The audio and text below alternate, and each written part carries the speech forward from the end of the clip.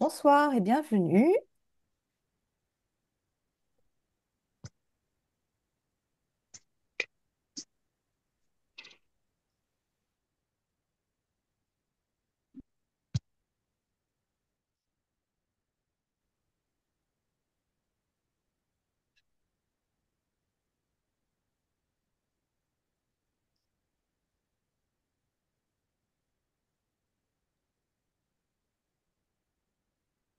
Je vais vous présenter ce soir le rôle trop Le rôle trop méconnu méconnu. de la vision dans les troubles des apprentissages et notamment les troubles du neurodéveloppement et quelques clés de dépistage et d'orientation.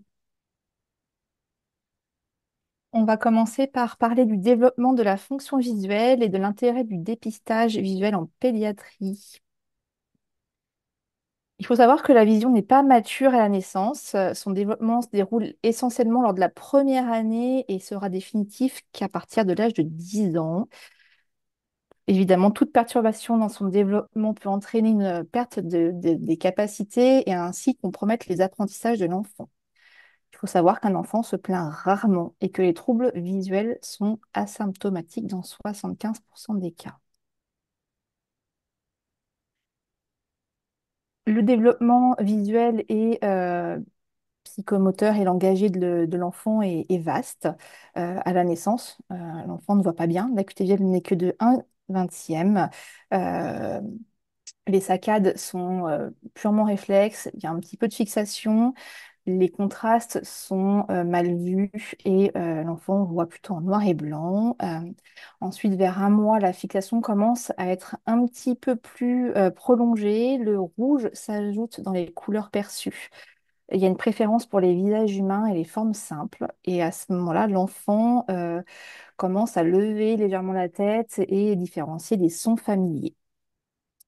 Ensuite, l'accommodation, la convergence, la coopération binoculaire, la fusion se met en place, le champ visuel se développe, euh, les couleurs, le rouge et le vert sont bien perçues, la coordination humaine commence et l'enfant commence à rentrer en communication avec des gazouillis et il contrôle un petit peu mieux sa tête. Ensuite vient le développement de la vision binoculaire un petit peu plus précise avec la vision stéroscopique. Toutes les couleurs sont perçues, les saccades sont volontaires. Et à ce moment-là, l'enfant commence à se retourner, à avoir des mouvements intentionnels et il commence aussi à avoir des échanges avec des rires sociaux. Vers 6 mois, donc l'enfant va commencer à s'asseoir avec des appuis, euh, développer des gestes précis avec la coordination de la vision et commencer à babiller.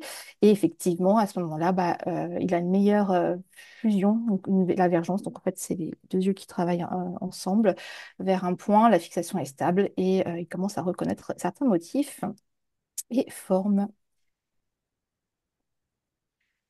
Se poursuit vers 9 mois ce qu'on appelle les antisaccades. Donc, c'est les mouvements, comment dire, qu'on va commencer à inhiber.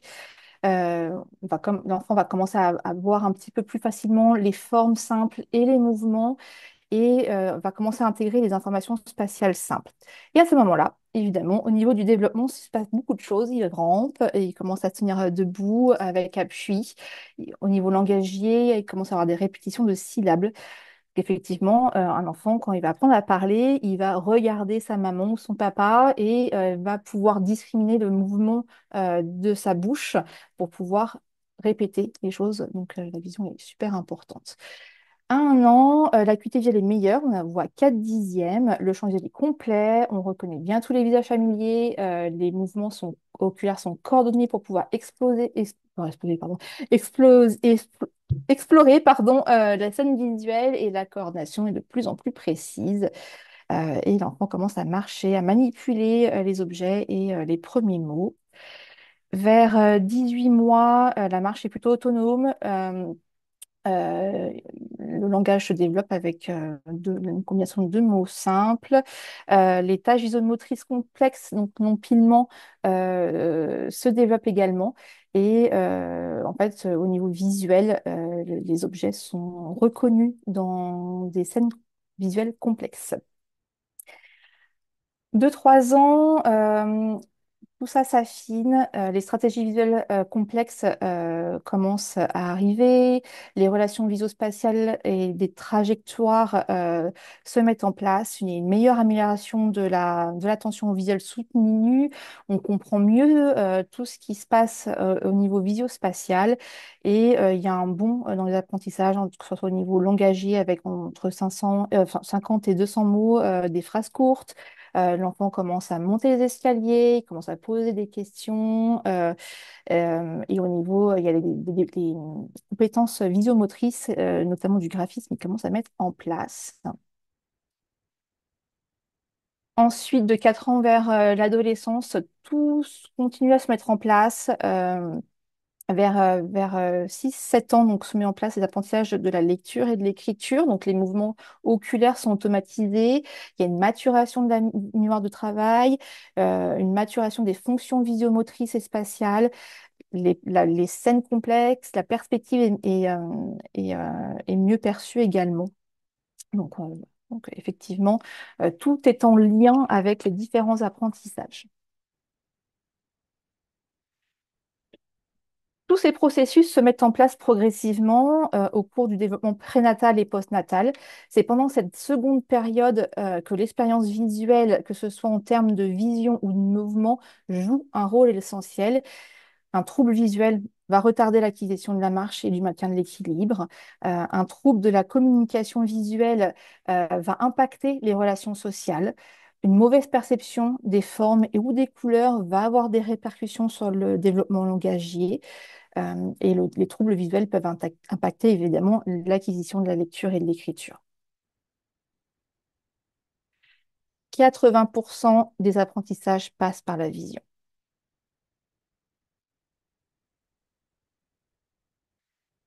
Il est donc important, en contexte pédiatrique, de dépister toutes ces pathologies euh, visuelles.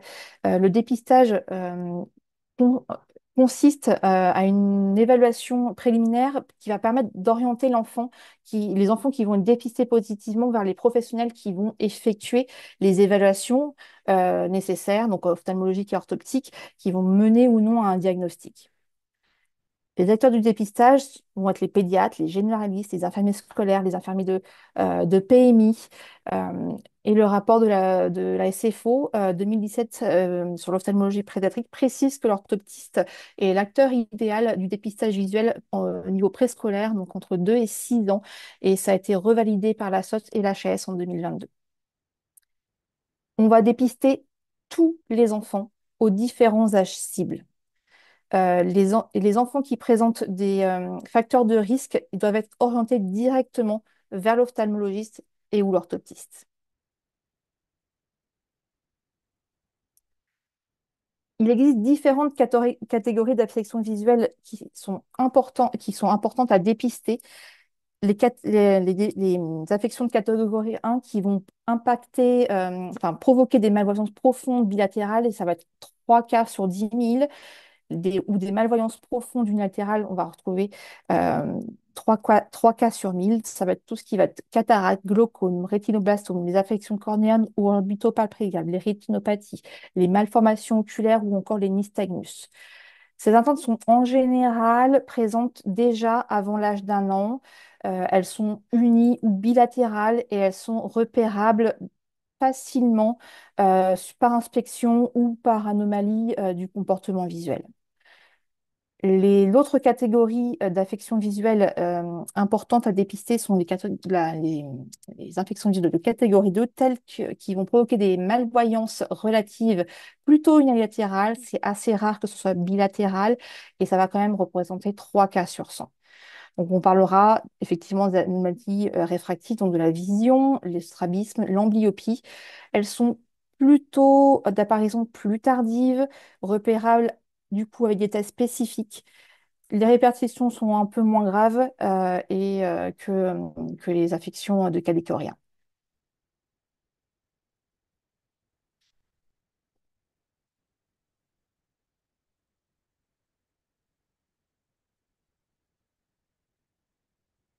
Au niveau du dépistage. Il existe un calendrier de dépistage et de détection des troubles visuels qui dépendent de l'âge de l'enfant, des signes d'appel, des facteurs de risque qui sont propres à l'enfant ou familiaux. Je précise que le baby vision n'est ni sensible ni spécifique en dépistage de l'amblyopie et n'est pas indiqué dans ce contexte.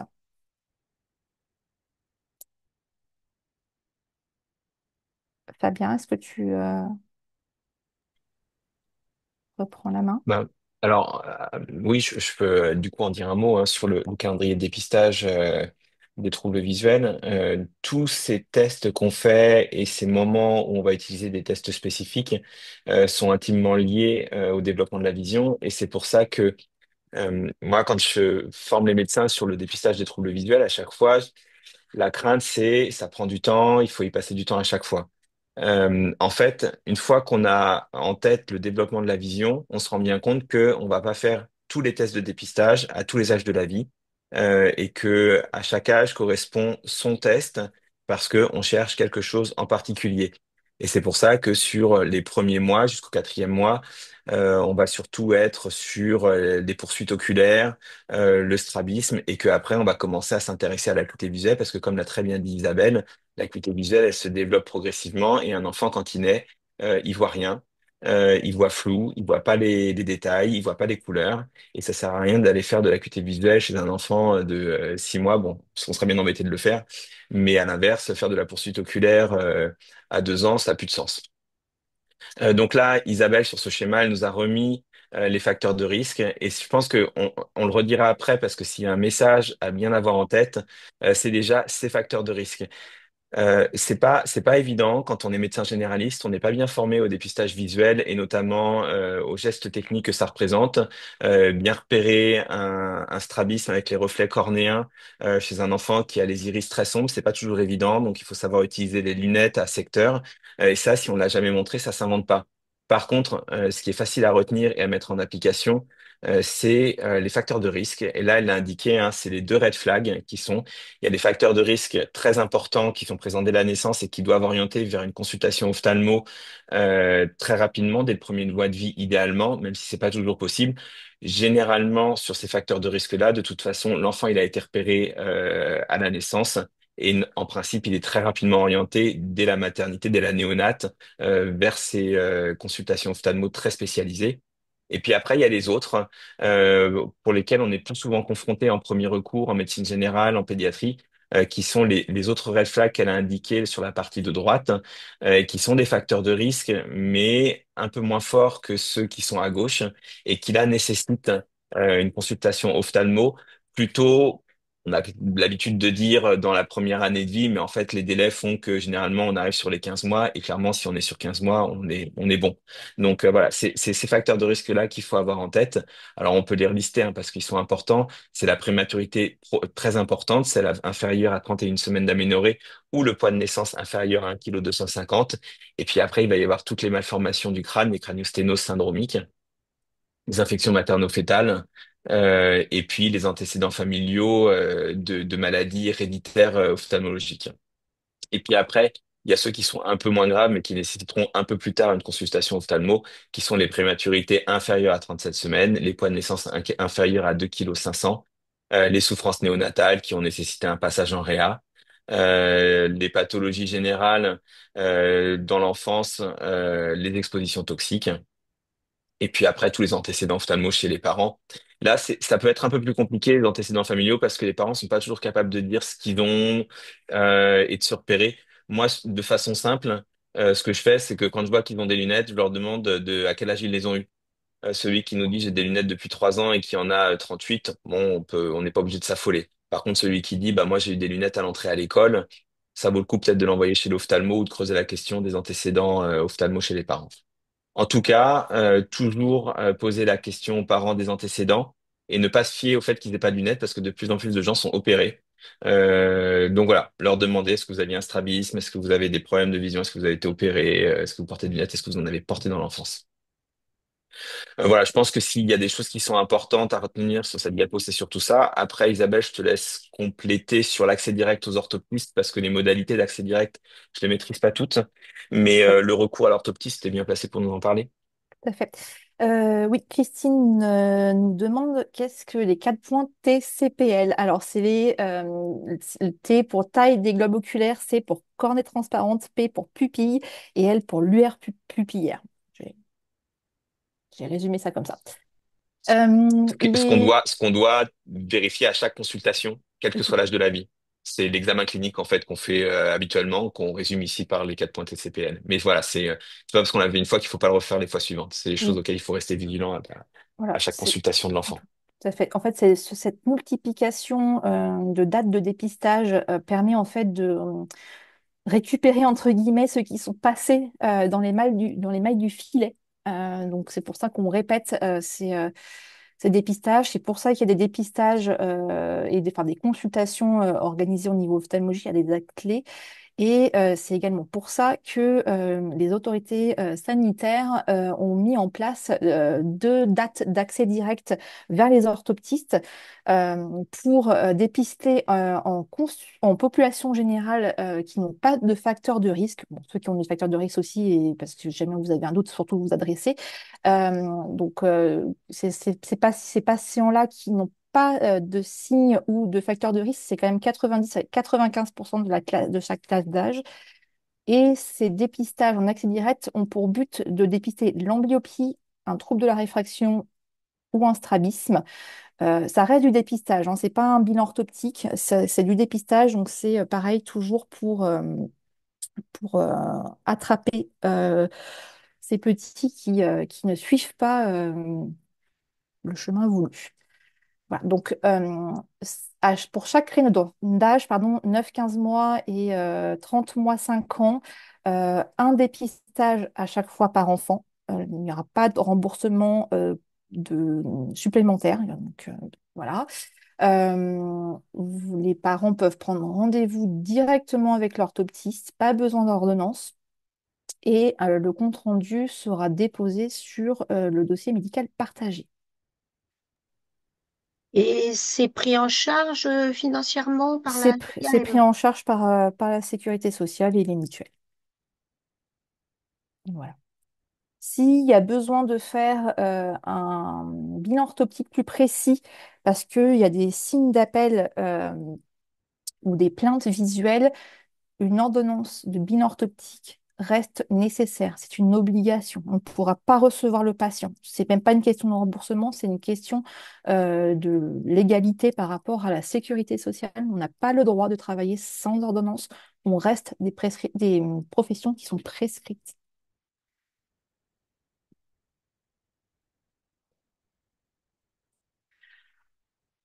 On rappelle les signes d'appel. Euh, tout ce qui va être au niveau visuel, tout ce qui est nystagmus, des incornations oculaires, un aspect d'œil blanc, une différence de taille entre les 2 yeux, une lueur pupillaire, une asymétrie entre les pupilles, la présence d'un strabisme, euh, des larmoiements, des rougeurs, des clignements, une tête et 2 têtes, des chalazions fréquents, on adresse.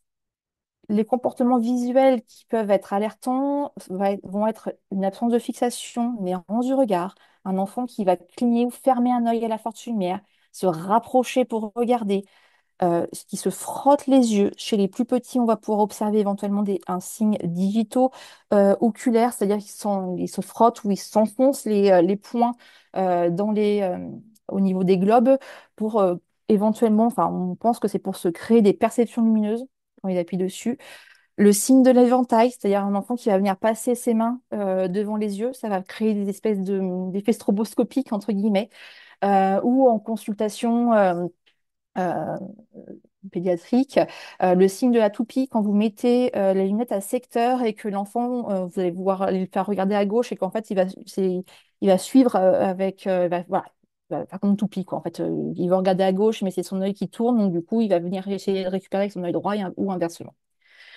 Au niveau des comportements autres, bon, ça peut être un enfant qui tombe, qui se cogne souvent, qui a des retards de développement ou des difficultés scolaires. Je vais insister un petit peu sur le dépistage avec les photos screening, qui se développe de plus en plus dans les consultations de pédiatrie en général ou médecins généralistes. Euh, c'est un appareil qui est utilisé également beaucoup chez les orthoptistes, mais j'ai envie de dire presque tous équipés de ça. C'est un outil indispensable et il y a des règles en fait entre guillemets d'adressage en fonction de l'âge de l'enfant. C'est important de connaître ces règles et j'ai beaucoup insisté sur notamment les valeurs d'astigmatisme et d'anisométropie qui sont amblyogènes, peuvent créer des amblyopies, et de l'hypermétropie également, euh, qui, quand elle est trop importante, provoque les troubles de l'accommodation et notamment peut, créer une vision qui est basse et les strabismes accommodatifs. Euh, Quand vous avez un doute, adressez. Euh, le reste de l'examen est aussi important, hein. C'est un croisement de données qui se passe quand il y a des dépistages. Et c'est pas parce que, ah bah tiens, lui, par exemple, bah, il a 12 mois, je trouve une hypermétropie de 2,75, bah non, c'est pas 3. Mais il y a d'autres choses vous adresser. Ça reste des appareils, ça reste même si on est 1 mètre, il y a quand même une provocation d'accommodation. Voilà, il y a des effets comment dire, d'imprécision aussi. Voilà, donc gardez bien en tête, c'est pas parce que le photoscreener vous donne des chiffres qui vous semblent corrects qu'il ne faut pas adresser, hein. Vous gardez bien en tête que voilà, c'est pas normal.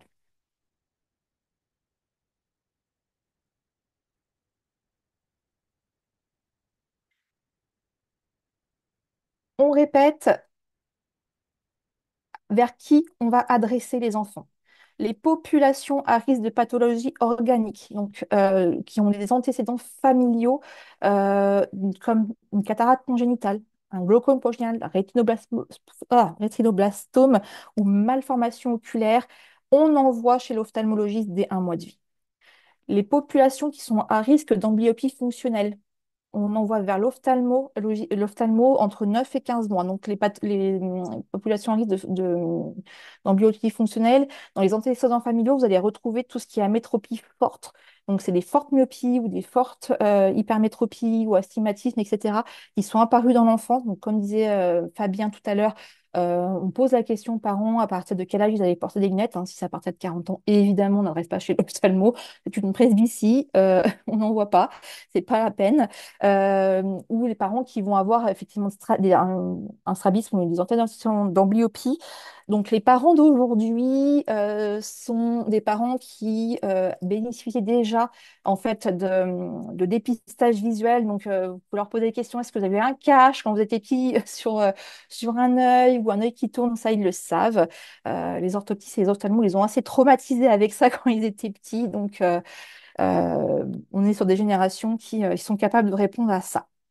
Mais quand il y a des signes d'appel, peu importe l'âge, pareil, ophtalmo-orthoptiste et l'orthoptiste avec une ordonnance de bilan. Et en population générale sans facteur de risque, il y a un examen visuel qui est systématique, qui doit être systématique, pardon, en moyenne section enfin petite section et moyenne section maternelle. Toujours en adressage direct chez l'orthoptiste entre 9 et 15 mois et 30 mois et 5 ans, ou s'il y a un doute, l'orthoptiste avec une ordonnance de bilan visuel, orthoptique, pardon.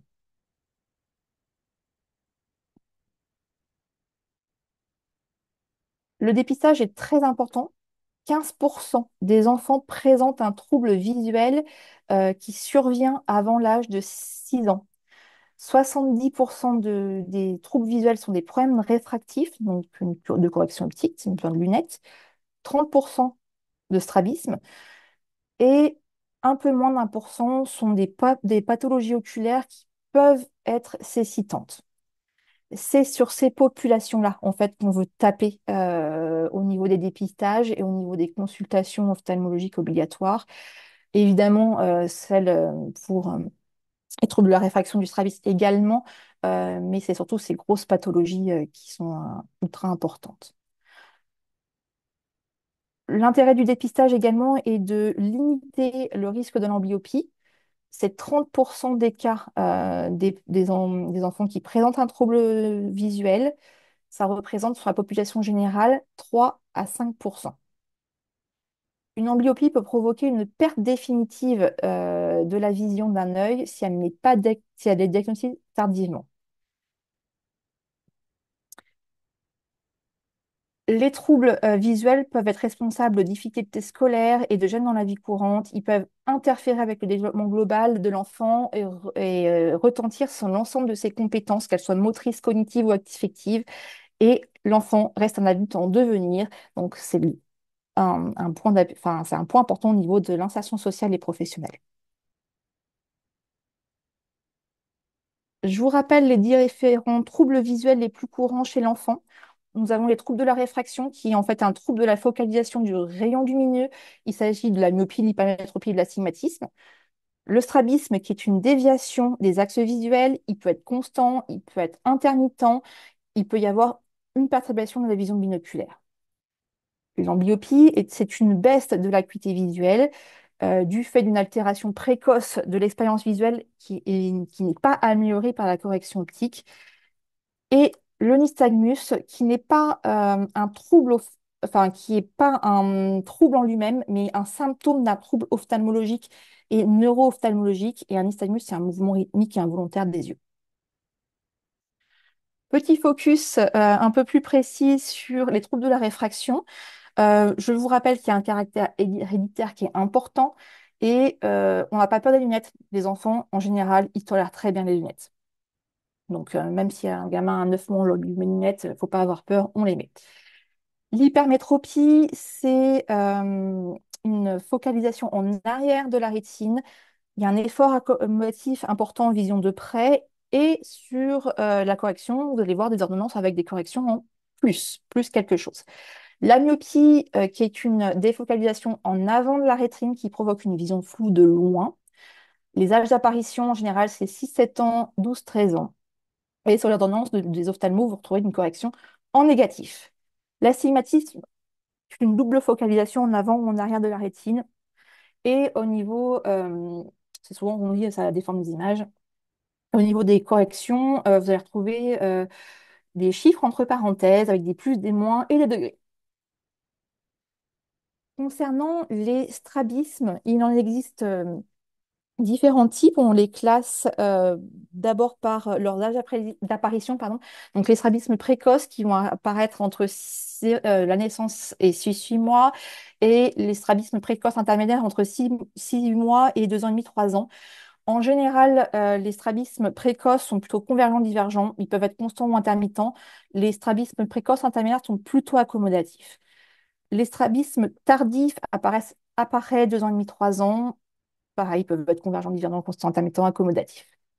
Et on peut voir d'autres types de strabismes, qui sont les strabismes liés à des syndromes ou des paralysies. Euh, on parle de strabisme incomitant.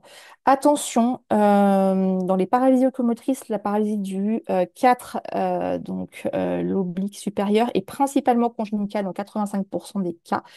Et les paralysies oculomotrices du 3 et du 6 représentent des urgences. Donc, si vous avez un enfant qui a un œil, une paupière qui tombe, et qui ne va pas sur un côté ou qui ne se lève pas, vous ne posez pas de questions, c'est urgence directement. Et dans les syndromes, c'est les syndromes de Sylvial et de Duane et de Brown qui sont liés à des mauvaises innervations des muscles oculomoteurs. Au niveau des amblyopies, on va retrouver deux types d'amblyopies. Les amblyopie organiques qui, elles, vont être une altération des voies visuelles, des milieux transparents ou du système nerveux central.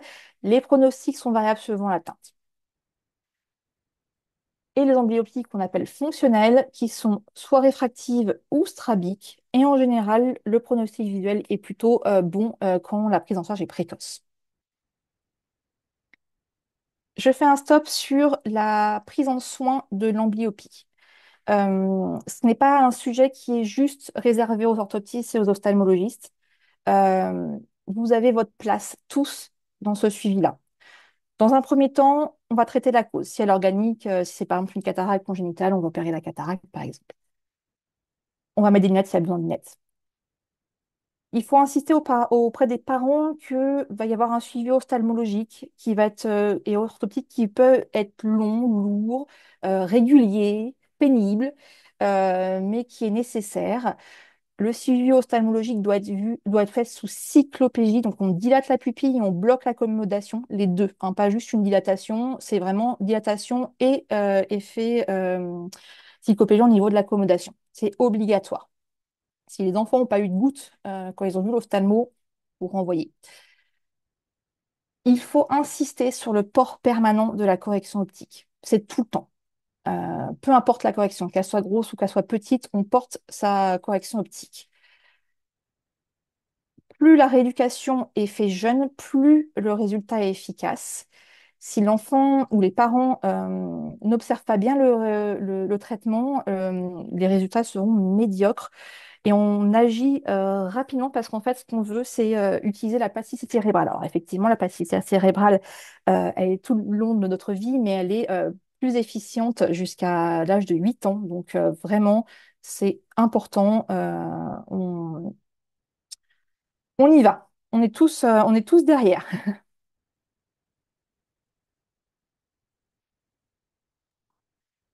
Ensuite, on va parler des difficultés dans les apprentissages, les troubles du neurodéveloppement et les troubles neurovisuels. Et je te passe la main, Christine. Oui, bonjour. Bon, ben, donc, juste un petit rappel, puisque nous faisons partie d'un groupe qui s'appelle TND, un groupe de travail, c'est les troubles du neurodéveloppement. Ça comprend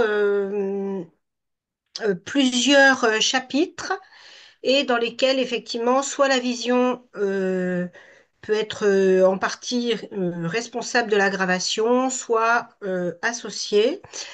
On les classe globalement en troubles du développement intellectuel avec des difficultés cognitives un peu globales dans tous les domaines.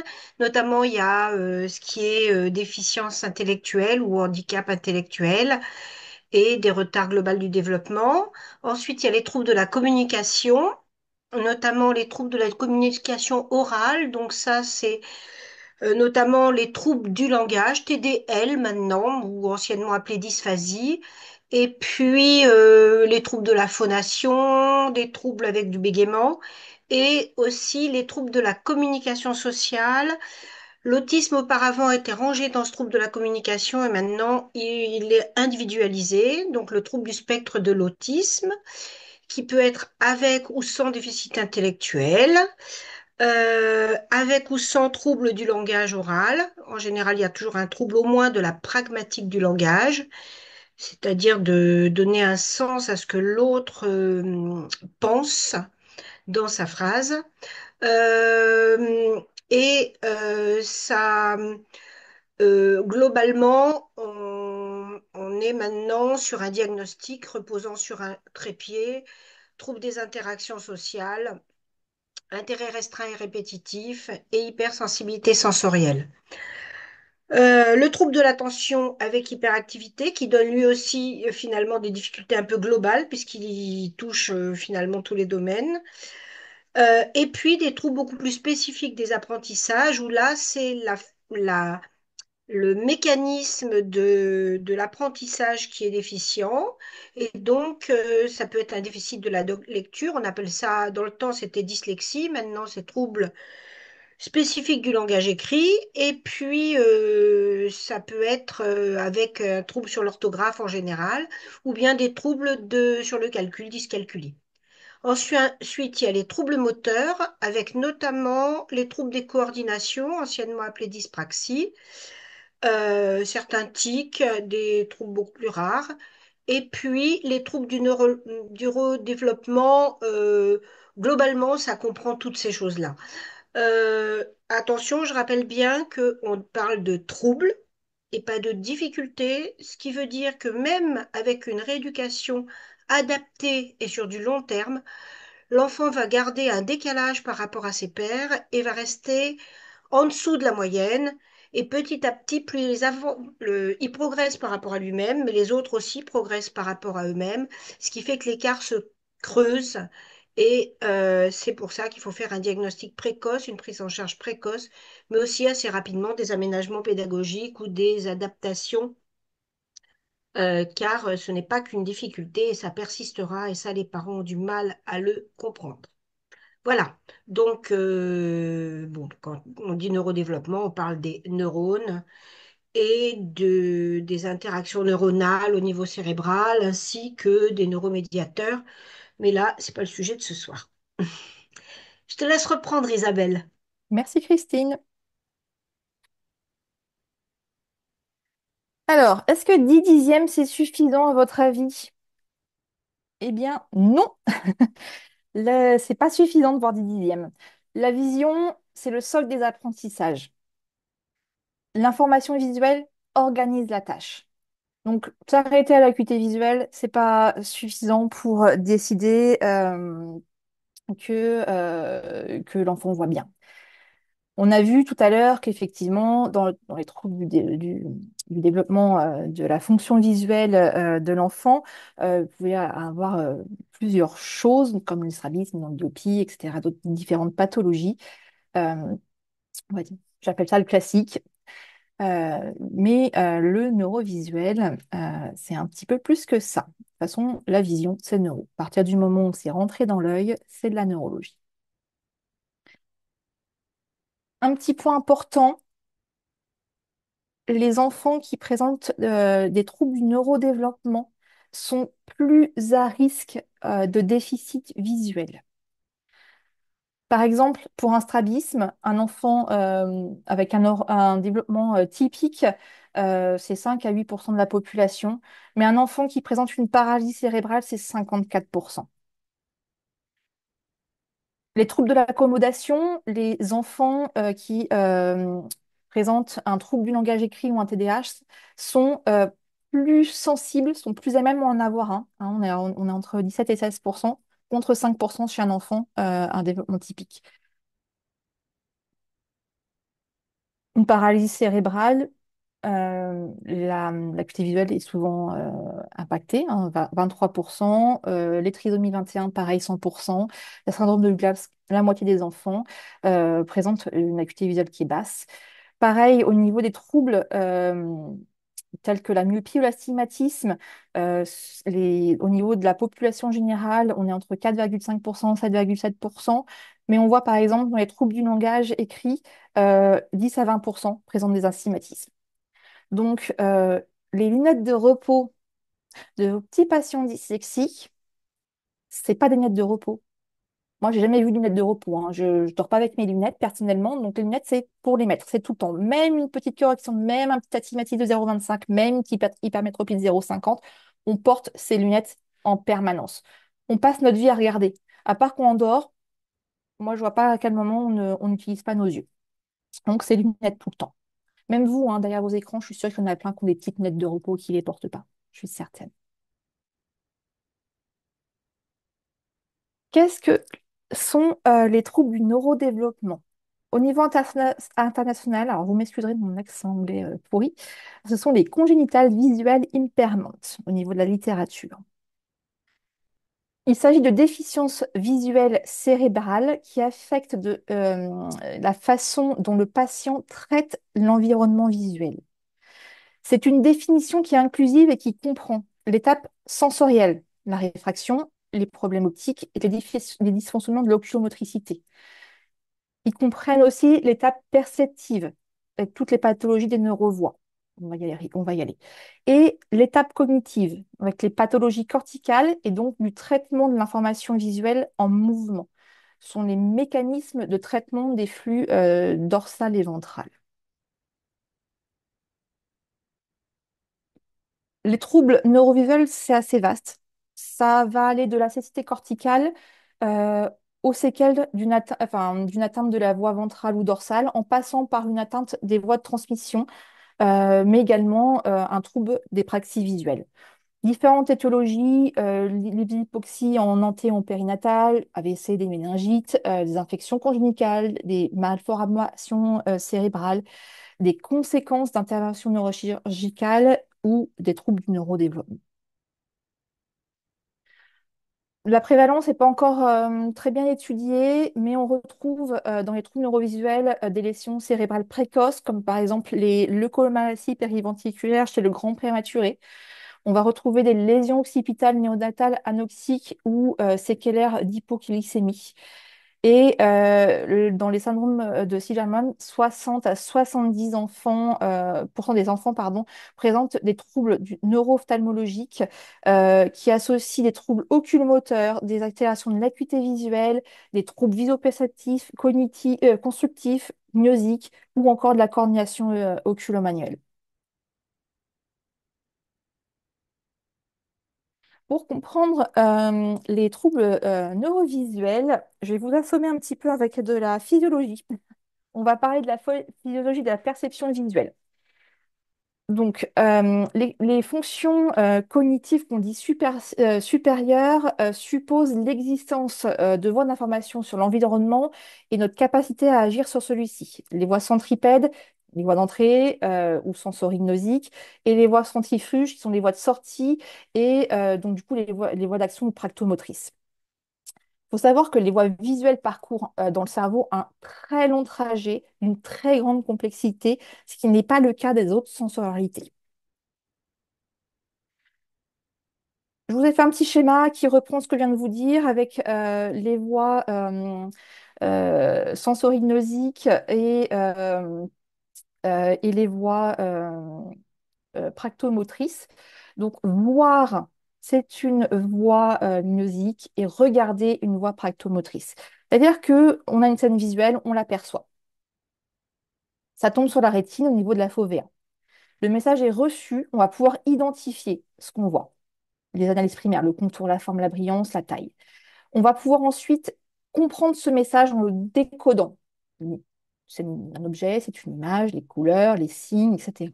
On va y mettre du sens pour pouvoir le reconnaître. Ensuite, le système cognitif passe par là, ça rentre dans la mémoire. Et ensuite, euh, on va pouvoir établir un projet du regard ou d'autre chose. Donc, ça peut être, par exemple, j'avais un stylo, je vais attraper mon stylo. Mais dans tous les cas, il faut que je regarde. Donc, il va y avoir une pré-programmation des mouvements des yeux et des stratégies visuelles. L'oculomotricité automatique et coordonnée va se mettre en place entre les yeux, la tête et les mains pour pouvoir faire bouger ensuite les muscles oculomoteurs, donc regarder, et ainsi de suite.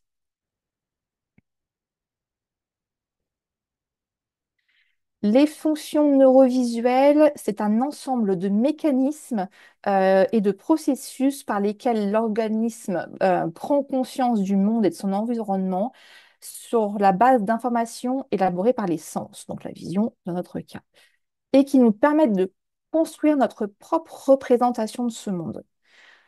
Je vous ai représenté ici les fonctions neurovisuelles. Donc, on passe de la reconnaissance visuelle à l'attention visuelle, à la mémoire visuelle, aux fonctions visuospatiales et à l'oculomotricité. Comme je vous disais, c'est extrêmement vaste.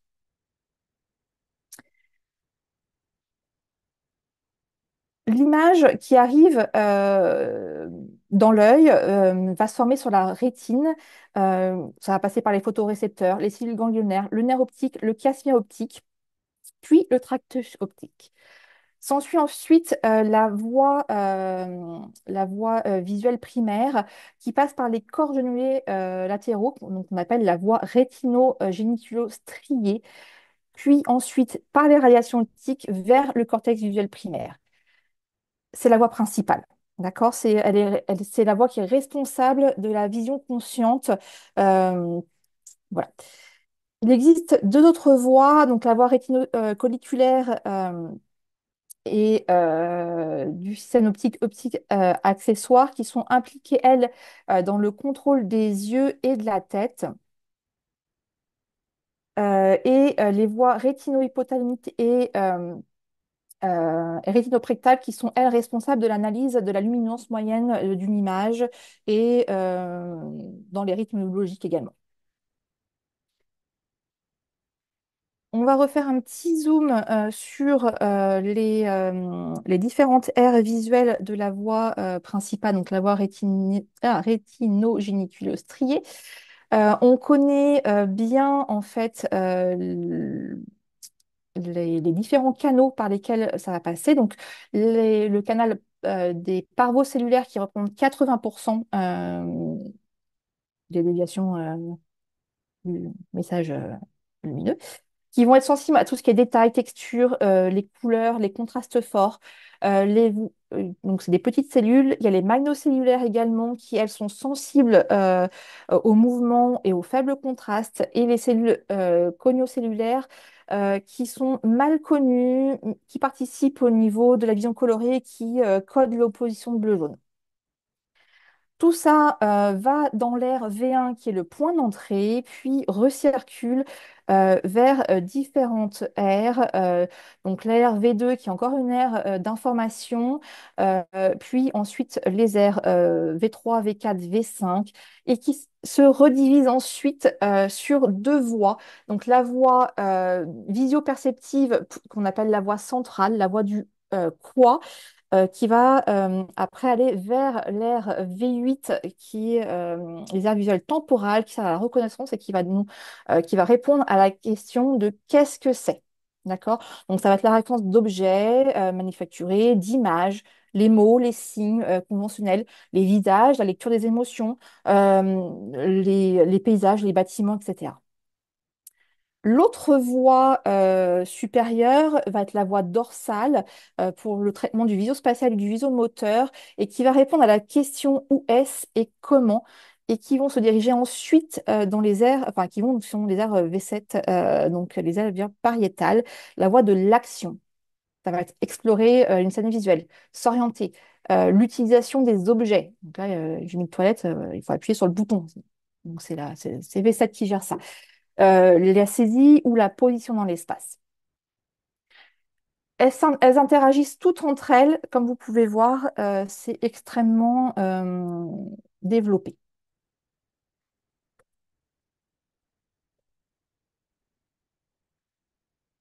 Petit zoom sur le traitement visospatial qui nous sert à distinguer la position relative des objets, de l'environnement ou par rapport à soi-même.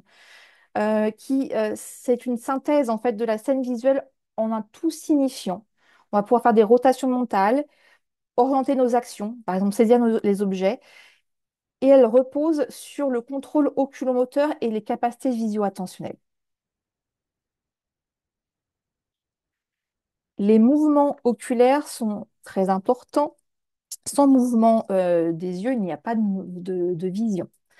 Je vais citer Muriel Panouillère, c'est en bougeant nos yeux et notre tête que nous pouvons percevoir notre environnement dans toute sa complexité. La vision est un phénomène actif dont les mouvements oculaires sont un des acteurs principaux.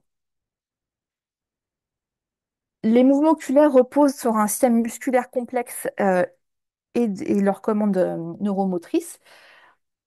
Pareil, ça va avoir une grande zone au niveau cortical. Donc, il y a les aires corticales occipito-fronto-pariétales qui vont assurer la fonction des commandes, sélection des cibles, les prises de décision. Le tronc cérébral, les noyaux gris, le colliculus et le cervelet, pardon, sont également pardon, dans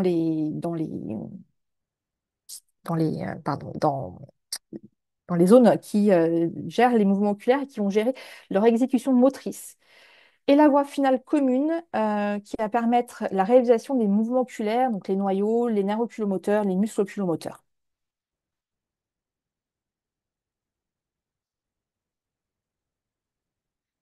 Concernant les mouvements oculaires, on va pouvoir les classer par rapport à leur finalité, leur déclenchement ou leur vitesse. La finalité de bouger nos yeux va être la stabilité du regard ou d'orienter notre regard. Donc, on va retrouver la fixation, le réflexe oculo-vestibulo-oculaire, optocinétique, les poursuites, les saccades, les vergences. Ils sont déclenchés de façon volontaire, automatique ou réflexe. Ils peuvent être rapides ou lents.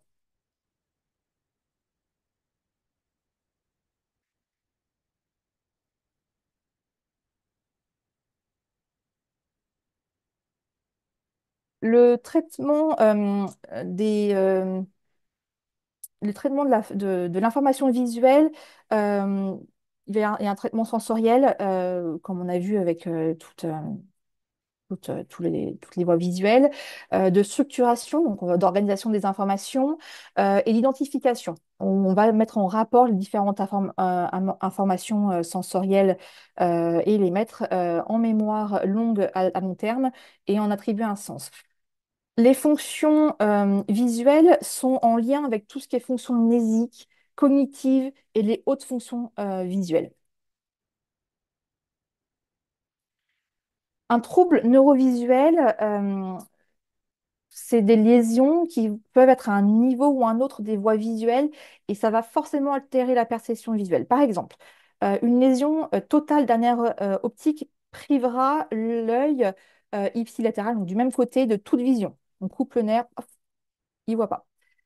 Une lésion au niveau du tractus optique, privera le patient en fait de la perception visuelle au niveau d'un émission visuelle contralatérale. Donc, par exemple, dans un AVC, on va retrouver ce type de pathologie avec les immunopsies.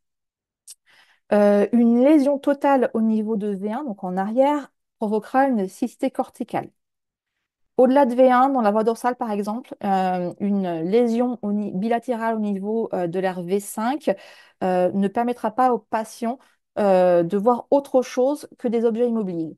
Et une atteinte au niveau de la voie centrale, donc dans l'aire inférotemporale, empêchera la reconnaissance des formes et ou moins de certaines d'entre elles. Donc, comme je l'ai dit, atteinte du champ visuel, cécité corticale. Voie centrale, ça va être tout ce qui va être reconnaissance des visages, des objets, des formes, des lettres, de la mémoire visuelle, de l'orientation aussi. La voie dorsale, on va avoir des atteintes au niveau de la perception spatiale, l'orientation du regard, de l'exploration visuelle, de l'attention visuelle, de la perception des mouvements et dans la coordination humaine. Alors, qu'est-ce qui se passe quand on a des difficultés au niveau de la lecture? La lecture, c'est différentes choses. L'analyse visuelle, donc on va devoir identifier des lettres, les positions relatives des lettres entre elles, reconnaître les mots.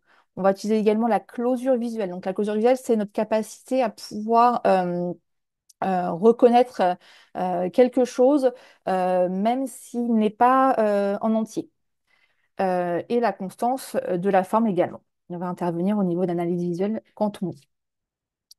On va venir également enfin, il y a aussi l'emploi visuo-attentionnel qui rentre en compte, donc qui va traiter, enfin, c'est un traitement partiel d'une séquence de lettres, donc ça va provoquer des erreurs de lecture. Il peut y avoir une variabilité de ce traitement, donc des problèmes de mémoire, de lecture et en orthographe. Et c'est une réduction de la zone qui est à lire. Bon, du coup, on va entraîner un décodage laborieux. Les stratégies oculolexiques, donc tout ce qui est fixation et rétrosaccade, sont en plus grand nombre chez les enfants qui présentent un trouble de la lecture, donc une dyslexie ou une dysorthographie.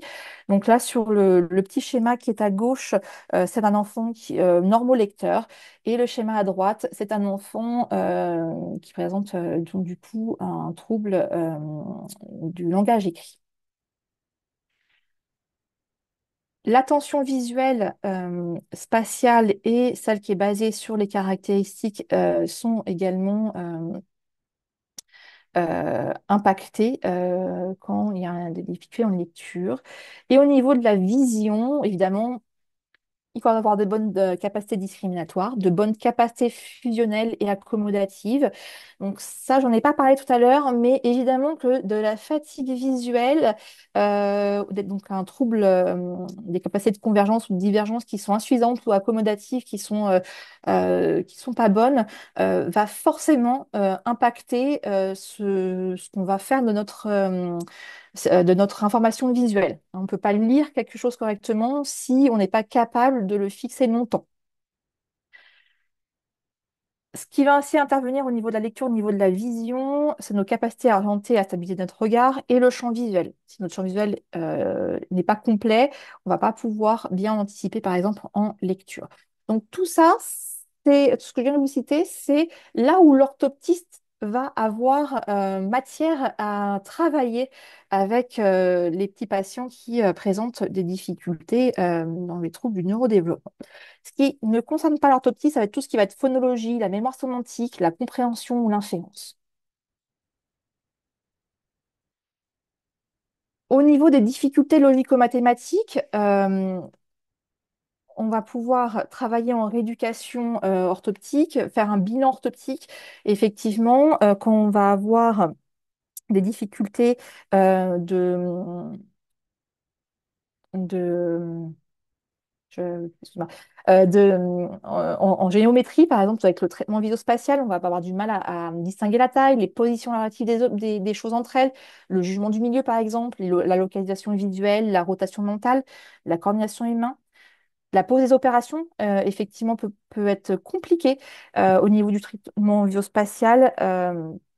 Pareil, au niveau de la taille, position relative et jugement du milieu. Donc ça, c'est des choses qui sont importantes à venir tester en bilan orthoptique. Et le subitizing, qui est le processus de perception des petites quantités sans qu'il y ait besoin de compter, qu'il n'y a pas de mouvement des yeux. On est capable, en fait, par exemple, sur un dé, on est capable de voir bah, que c'est un 5, un 4, un 1, ou etc. Euh, la vision, pareil comme tout à l'heure, c'est les mêmes difficultés, hein, la discrimination, la fusion, l'accommodation, l'orientation du regard, le champ visuel. Et là où ça ne va pas intéresser au niveau orthoptique, ça va être les fonctions exécutives, la mémoire de travail, le raisonnement logique, la pensée abstraite, la résolution des problèmes, l'utilisation du matériel ou tout ce qui est sériation, la conversion et l'invariance du nombre.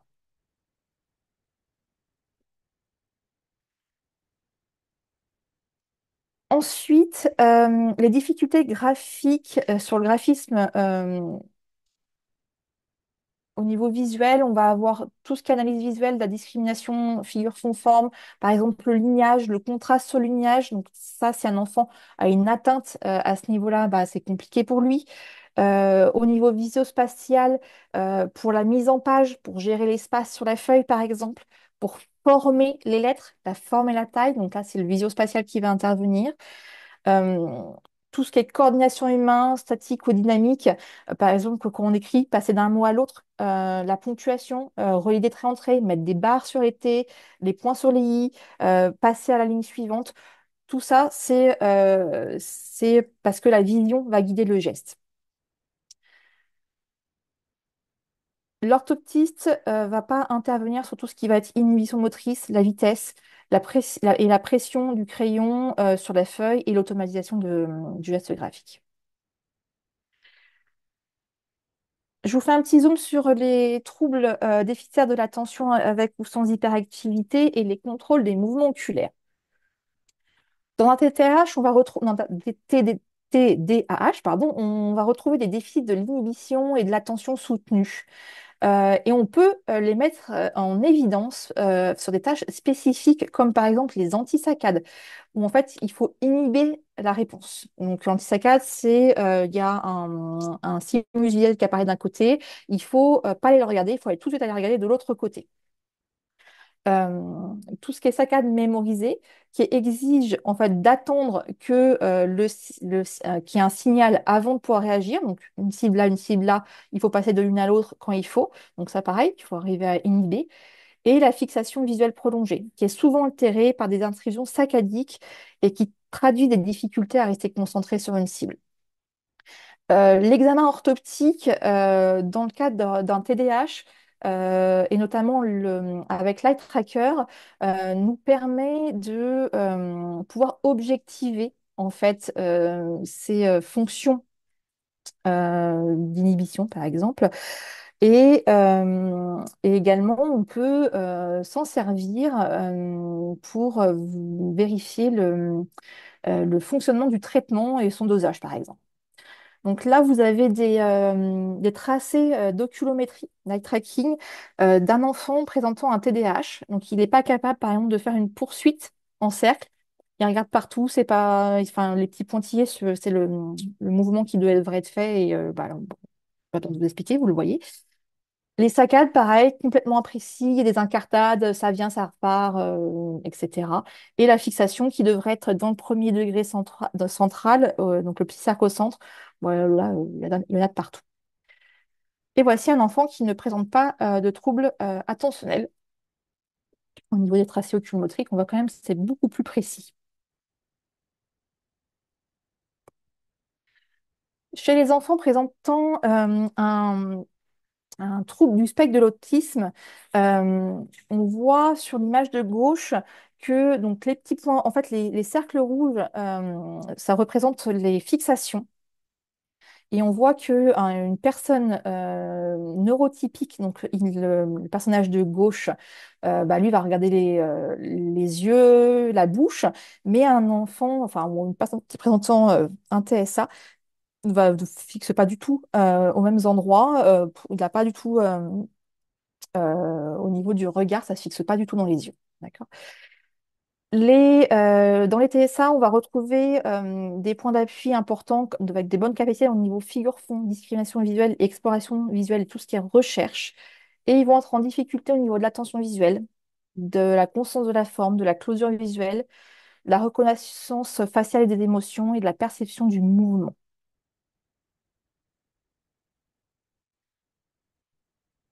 Pour finir, au niveau du coup de tout ça, vous allez prescrire un bilan orthoptique à vos petits patients. Donc, devant chaque difficulté, un bilan orthoptique doit être prescrit euh, afin de pouvoir poser un diagnostic et de faire reconnaître le handicap et comprendre aussi surtout la plainte du patient. L'intérêt principal du bilan neurovisuel, ça va être effectivement de pouvoir reconnaître le trouble, mettre en place un traitement orthoptique adapté et justifier d'aménagement scolaire. L'analyse des troubles neurovisuels est uniquement inscrite aux compétences des orthoptistes. Il n'y a pas d'autres professionnels de santé ou autres qui ont le droit de faire des bilans neurovisuels. Et ce, depuis le décret du 5 décembre 2016. On a des cotations qui sont spécifiques pour l'évaluation et la prise en soins qui sont inscrites à la NGAP et donc qui bénéficient d'un remboursement par la sécurité sociale. Au niveau purement administratif, c'est une ordonnance de bilan orthoptique. Vous pouvez préciser ou non si c'est pour un bilan neurovisuel pour aider les parents à prendre rendez-vous et pour spécifier les choses au niveau des agendas des professionnels. Mais bilan orthoptique suffit seul. Vous pouvez, si vous voulez, vous pouvez accompagner un petit courrier ou quoi que ce soit. Comment va se dérouler le bilan orthoptique? Plusieurs étapes. L'anamnèse, le bilan sensorimoteur, le domaine neurovisuel, ensuite un diagnostic orthoptique et un projet de soins. Au niveau de l'anamnèse, on va essayer de repérer tous les repères développementaux et les signes fonctionnels et leurs répercussions. Plusieurs types de signes fonctionnels. On va avoir les signes visuels, tout ce qui est vision floue, vision double, la fatigue visuelle, l'effort à la fixation. Les signes oculaires type picotement, brûlure, larmoiement, les douleurs, les rougeurs, gêne à la lumière, un œil qui se ferme, cligne des yeux, se frotte les yeux, des cernes sur les yeux. Un enfant ne doit pas avoir de cernes, un enfant, c'est pas ridé. Donc si votre petit patient, il a des cernes jusqu'au bas des genoux et que vous voyez qu'il commence à avoir des pas de doigts, déjà c'est ophtalmo pour vérifier qu'il n'y ait pas un problème visuel, parce qu'en général, il y a une hypermétropie importante, mais c'est pas normal. Dans les signes généraux, on va pouvoir retrouver tout ce qui est maux de tête, une impression d'instabilité, de déséquilibre, un enfant qui dévie quand il marche, un enfant qui se cogne, qui tombe fréquemment, qui est maladroit, qui est désorganisé, qui met du temps à trouver ses affaires, qui ne tient pas sa tête quand il regarde. Pareil, on adresse. Au niveau des répercussions, au niveau des apprentissages, lecture, écriture et mathématiques et géométrie, euh, tout ce qui va être difficulté en lecture, elle est hachée, elle est manque de fluidité, l'enfant met le doigt, il se perd, il saute des lignes, il saute des mots, il relie la même ligne, il inverse des lettres et des syllabes, il confond des lettres et des sons, il rencontre des problèmes de compréhension. Au niveau de l'écriture, est-ce qu'elle est bien calibrée? Est-ce qu'elle est située sur la ligne? Est-ce que les lettres sont bien formées? Est-ce qu'elles sont bien reliées entre elles? Est-ce qu'il y a une dégradation au fil du temps? Est-ce que c'est fatigable? Est-ce que l'écriture est lente? Est-ce que le coloriage déborde? Est-ce que la copie est difficile? Est-ce que l'enfant se perd ou c'est lent quand il copie? Au niveau mathématique, tout ce qui va être difficulté dans le dénombrement, dans les apprentissages logico-mathématiques, on va retrouver des difficultés dans le repérage spatial et en géométrie. Un enfant qui n'aligne pas ses chiffres quand il pose des opérations, ou les difficultés pour reproduire des formes ou un manque de précision. Donc tout ça, ce sont des signes qui alertent sur des difficultés visuelles et neurovisuelles. Qu'est-ce que je veux dire? Je suis perdue, je suis désolée. Euh, je sais plus, c'est pas grave. Donc voilà, donc, ah oui, si, d'ailleurs retrouvé. Sachant que les enfants ne se plaignent rarement. En général, sur les interrogatoires, souvent, quand on repose les questions, bah, on découvre des choses. Alors, la tête des parents, quand ils découvrent leur enfant, ils voient d'où, ou que, en fait, ils se rendent compte que tout autour de lui, c'est, je vais pas dire systématique, mais c'est très, très régulier. Dans le bilan sensorimoteur, on va tester tout ce qui est capacité à discriminer, les capacités à voir simple, les capacités à diriger notre regard.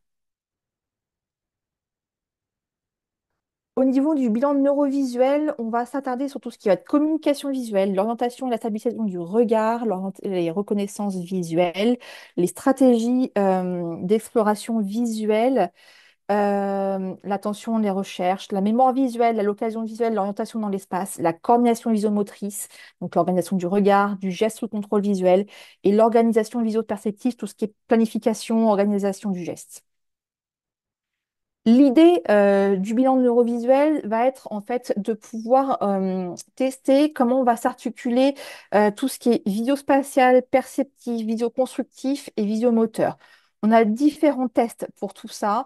Euh, Au niveau du perceptif, on va chercher au niveau vidéo-perceptif la discrimination, la mémoire visuelle, la constance de la forme, la mémoire séquentielle, la discrimination du figure-fond et la closure visuelle.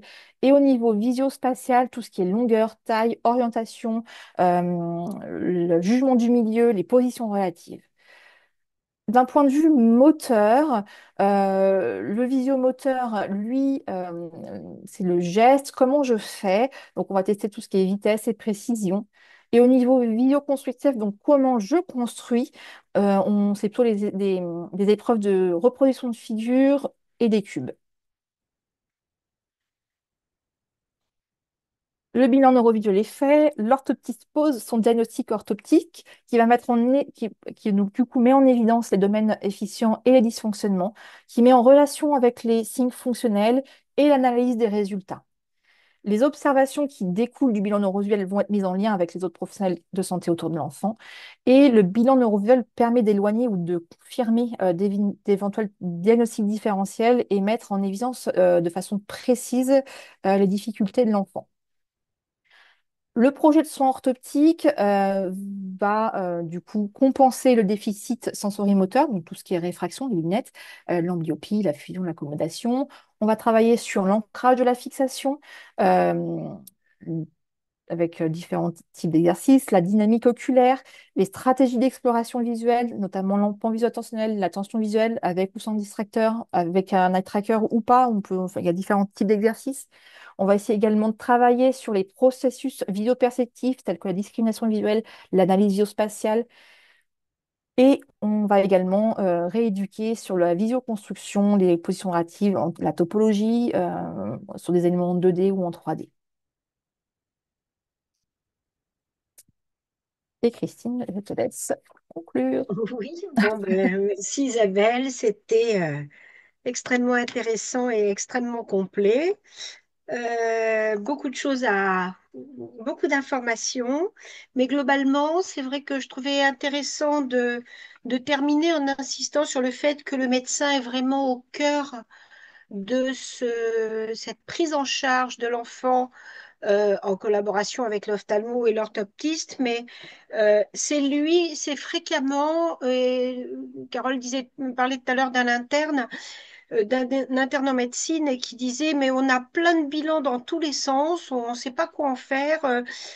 Or, il faut vraiment que le médecin soit capable de faire une petite synthèse de l'ensemble de ce qui a été fait et donc prescrivent des soins éclairés, des bilans éclairés. On a bien compris que le bilan ophtalmo, on ne pouvait pas y couper. enfin ophtalmo et orthoptique, et que en plus je ne savais pas qu'il y avait deux possibilités de dépistage gratuit en accès direct. Donc ça, il faut vraiment en profiter. Et puis j'insiste sur le fait que il y a une énorme importance à repérer les facteurs de risque.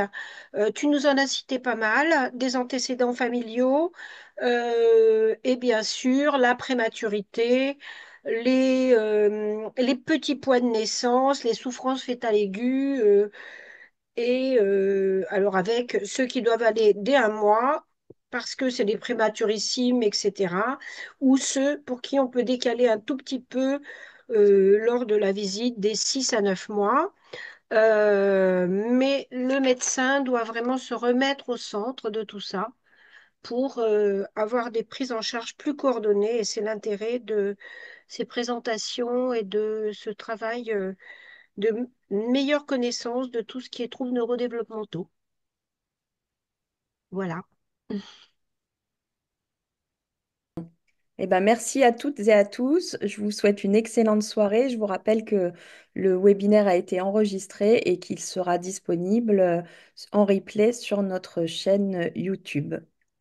Très bonne soirée à tous.